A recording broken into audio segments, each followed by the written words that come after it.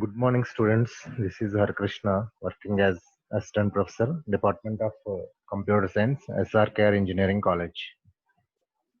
In this lecture, we are discussing about a formal languages automata theory. This is the third lecture.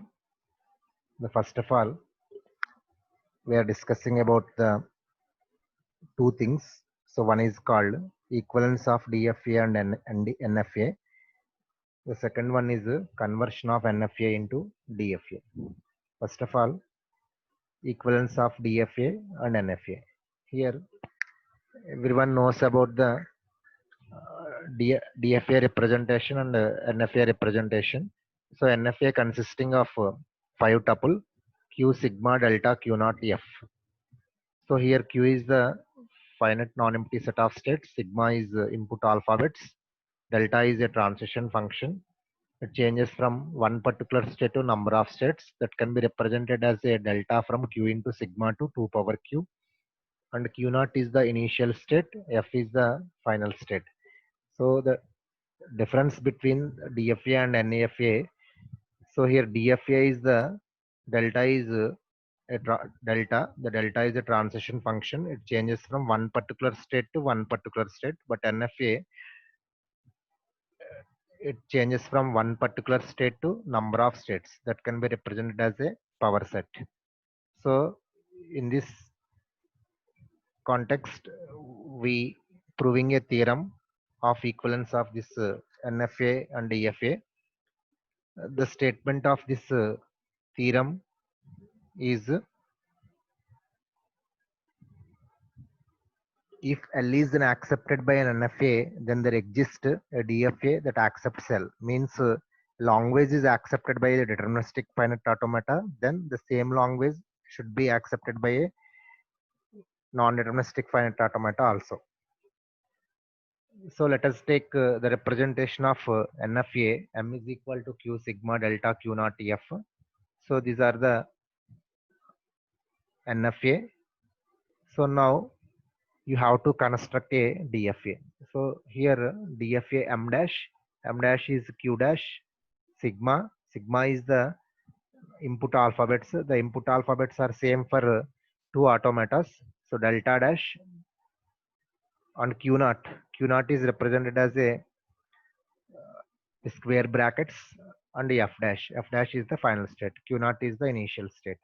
Now here the states are Q1, Q2 and so on Qj, where Q dash is equal to 2 power Q. So Q dash is here deterministic finite automata. Here 2 power Q. Those are equal. Now we can say that these two are equal. So here sigma is same for two automatas and delta is a transition function, delta dash from Q dash into sigma to Q dash. So here delta can be represented as delta dash of the states are Q1, Q2 and so on Qj. This is the string. Once we have to given the string into these states, it reaches the final states. It reaches the different states, different transitions. Those are P1, P2 and so on Pj. Then these are the same work is done by the deterministic non-deterministic finite automata also. So delta of Q1, Q2, so on Qj to A is equal to some states are like P1, P2 and Pj. So this can be done by using a mathematical induction. So this theorem can be solved by using a mathematical induction. So see here how to solve this theorem. So first of all, we claim that delta dash of Q0 x is a string. Let us take the mathematical induction. So first of all, here x is the input value. One input length of that string is 1.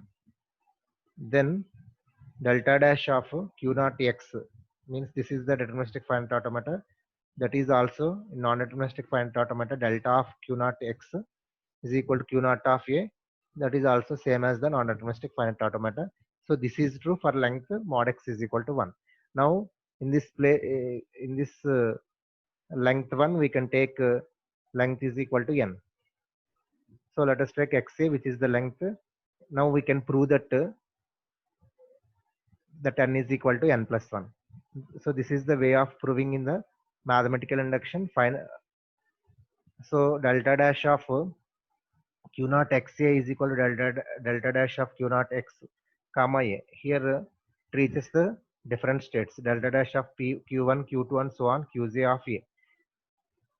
Then if and only if delta of q naught of x is equal to q1, q2, qj, that should be those states are p1, p2, and pj. So if and only if these are the same thing should be done in the non-deterministic finite automata, which is established by the hypothesis. So this is reached the final state in the deterministic finite automata as well as the non-deterministic finite automata. Therefore, that long way should be accepted by these two machines. So this is the way of proving in every NDFA there exists an equivalent DFA.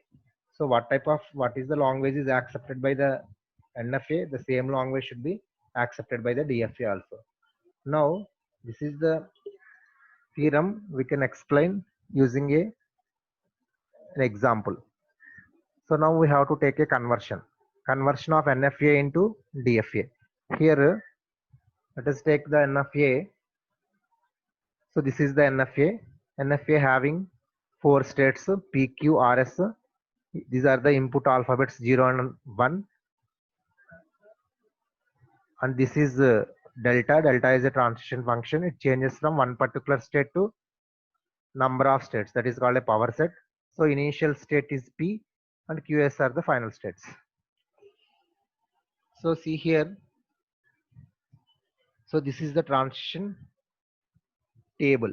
So if P is the input value is 0, it reaches Q and S both. If P is 1, it reaches Q. If Q is 0, it reaches R and so on. So now using this transition diagram, using this transition table, now we have to construct a DFA. So delta dash of P0, it reaches QS. So this is the representation of DFA and this is the representation of NFA. So now using these DFA, now we can construct a transition table. So in this transition table we can use this is square brackets in DFA. So this is the initial state. So Q P of 0 reaches QS. P of 1 it reaches Q. So here take the final state. Q is the final state, and also all combinations of Q is also final state. So let us say QS and QR, RS, S is there and Q is there. So these are all final state. PQR and QRS. These are all final states. Now this is the transition table for DFA. So this can be constructed using this NFA.